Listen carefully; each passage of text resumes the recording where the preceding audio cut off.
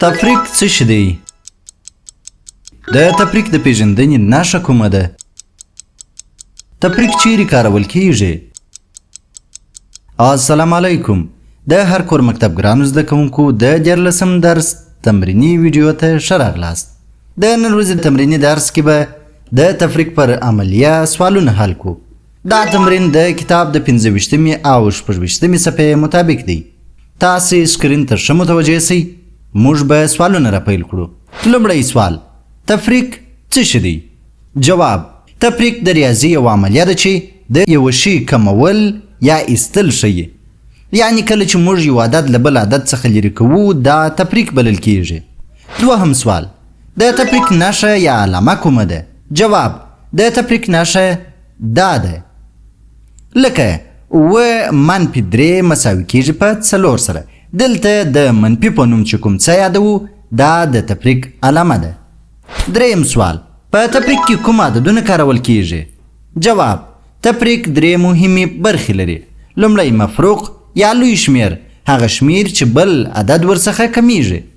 دوهم مفروق منه یا کوچنی شمیر، هغه شمیر چې کمیږي. دریم فرق یا حاصل، هغه شمیر چې د جواب په ډول پاتیږي. لکه -4 مساوي کیږي په 5 سره. دلته مفروق نه، مفروق منه 4 او فرق یا هم حاصل 5 دی. څلورم سوال: تفریق څنګه وکړو؟ جواب: تفریق د شمیرو له کمولو سره ترسره کیږي. مثلا که 9 مړۍ ولرو او 4 یې وخورو نو څو پاتې کیږي؟ جواب: 5 مړۍ. پنځمه پوښتنه: تفریق زموږ سره چیرې مرسته کوي؟ جواب: تفریق زموږ سره مرسته کوي چې پوه شو څومره شیان پاتې دي یا څومره کم سوي دي. دا د ورځني ژوند لپاره ډیر مهم دي، لکه د پیسو حساب، د عمر توپیر معلومول، د خوراکي شیانو ویشل.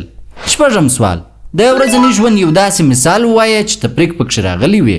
جواب: زه 10 افغانۍ لرم، کله دې څخه 6 افغانۍ خرڅ کړم نو څومره پاتې کیږي؟ تفریق به یې کړو. د 10 څخه چې 6 کم کړو مساوي کیږي په 4 سره. جواب: 4 افغانۍ پاتې کیږي. اووم سوال: له 0 سره تفریق څنګه کیږي؟ جواب: که له یو شمیر څخه 0 منفي کړو هماغه شمیر پاتې کیږي. لکه 6 منفي 0 مساوي کیږي په 6 سره. خو که له 0 څخه یو شمیر منفي کړو یا یوه شمیره منفي کړو نو جواب منفي کیږي. لکه 0 منفي 4 مساوي کیږي په -4 سره. نهم سوال: تفریق د جمع سره څه توپیر لري؟ جواب: جمع شیان زیاتوي، تفریق شیان کموي. لکه 3 جمع 5 مساوي کیږي په 8 سره، یعنی دلته شیان زیات سوي دي. 8 منفي 3 مساوي کیږي په 5 سره، یعنی دلته شیان کم سوي دي. ګرانو زده کوونکو دا و د 14م لوست تمرین. په راتلونکي ویډیو کې به د 14م لوست تمرین ولرو. په مخه مو ښه.